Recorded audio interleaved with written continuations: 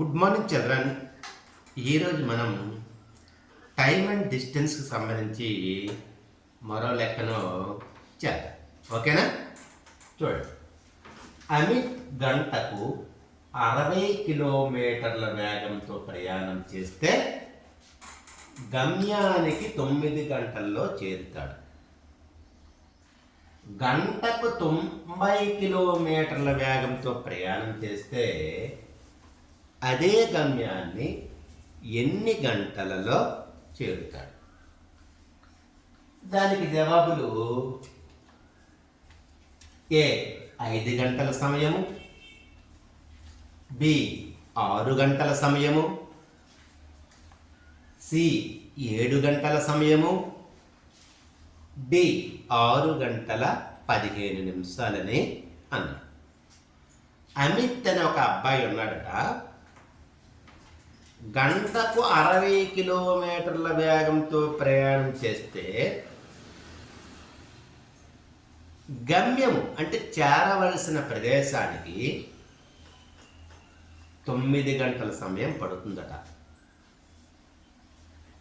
ఒకవేళ గంటకు 90 కిలోమీటర్ల వేగంతో ప్రయాణం చేస్తే అదే గమ్యాన్ని, అదే ప్రదేశాన్ని ఎన్ని గంటలలో చేరుతాడు అని అడిగారు.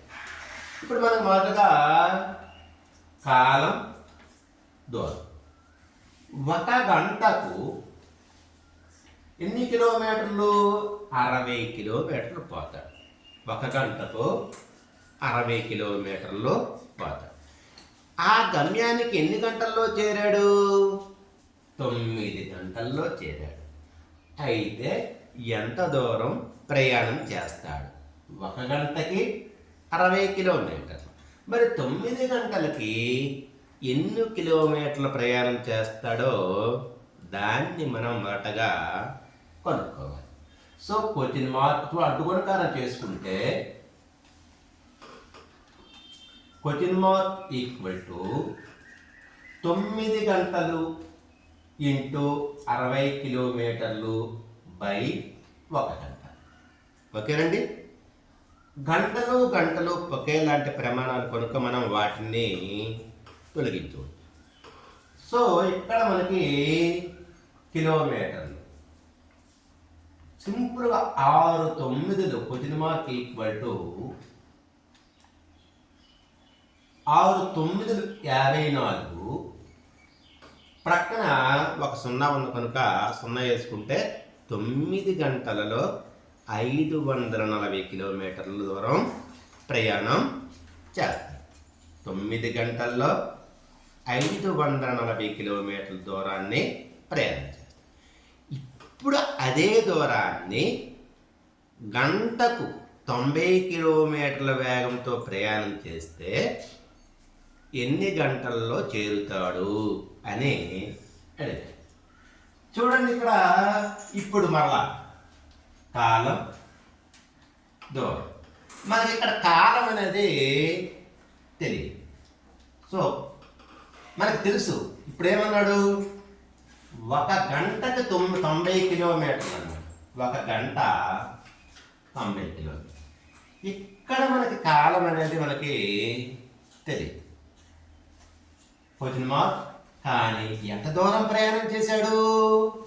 540 కిలోమీటర్లు ప్రయాణం చేశాడు. అడ్డుగుణకారం చేసుకుంటే క్వశ్చన్ మార్క్ ఈక్వల్ టు 500 1 గంట ఇంటూ లేకపోతే 540 కిలోమీటర్లు ఇంటూ 1 గంట బై 90 కిలోమీటర్లు. కిలోమీటర్లకి పోయి 0కి 0 పోయి 9 1ల 9, 9 6లు 54. సో ఈ